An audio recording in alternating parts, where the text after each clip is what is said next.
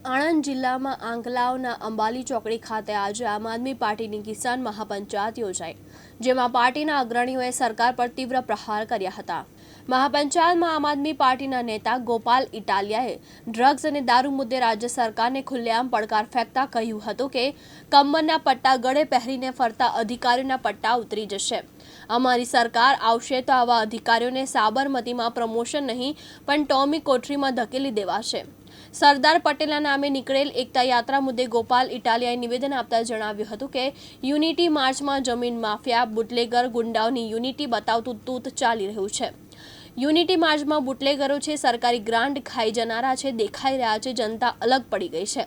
આમ આદમી પાર્ટીના પ્રદેશ અધ્યક્ષ ઈસુદાન ગઢવી અને ધારાસભ્ય ચૈતર વસાવાએ ચૂંટણીમાં આમ આદમી પાર્ટીને સત્તા મળે તો ખેડૂતોના દેવા માફ કરવામાં આવશે, નવી ખેડૂત કલ્યાણ યોજના અમલમાં આવશે અને ખેતીને ફાયદાકારક બનાવવા માટે મોટા પગલાં લેવામાં આવશે તેમ જણાવ્યું હતું। પ્રદેશ કોંગ્રેસના પ્રમુખ અમિત ચાવડાના ગઢમાં અને ગત ચૂંટણીમાં ભાજપના ઉમેદવાર ગુલાબસિંહ પડિયારના ગામ કહાનવાડીની અંબાલી ચોકડી પાસે આમ આદમી પાર્ટીની મહાપંચાયતમાં જંગી સંખ્યામાં ખેડૂતો ઉમટી પડતા તેમજ બંને પક્ષોના કાર્યકર ભાજપ કોંગ્રેસ છોડી આમ આદમી પાર્ટીમાં જોડાતા ભાજપ અને કોંગ્રેસની ઊંઘ હરામ થઈ ગઈ છે।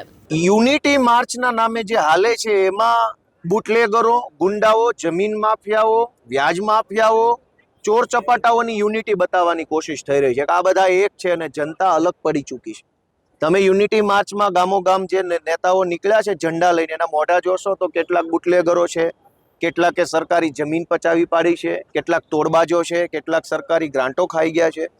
આ બધા લોકોની યુનિટીનું પ્રદર્શન કરવા માટે કે ગુજરાતના તમામ 2 નંબરિયાઓ એક છે અને એક બનીને રહેશે એવું દર્શાવવા માટે યુનિટી માર્ચનું તૂત ઊભું કરવામાં આવ્યું છે। વાસ્તવિકતા તો એ છે કે સમાજની અંદર આજે આ ડ્રગ્સના દૂષણના કારણે, ગુંડાઓના કારણે એટલી બધી ચિંતા વ્યાપી ગઈ છે કે માણસને પોતાના પરિવારના બાળકો ઘરે પાછા ન આવે ત્યાં સુધી ચિંતા થયા કરે છે। એ ચિંતા ઉપર ચિંતન કરવાના બદલે નવા ઝંડાઓ લઈ અને યાત્રાઓ કાઢવાનું જે ભાજપ કામ કરે છે એ જનતાની આંખમાં ધૂળ નાખવાનો ધંધો છે। ચિરાગ સૈયદ, દિવ્યાંગ ન્યૂઝ, આણંદ।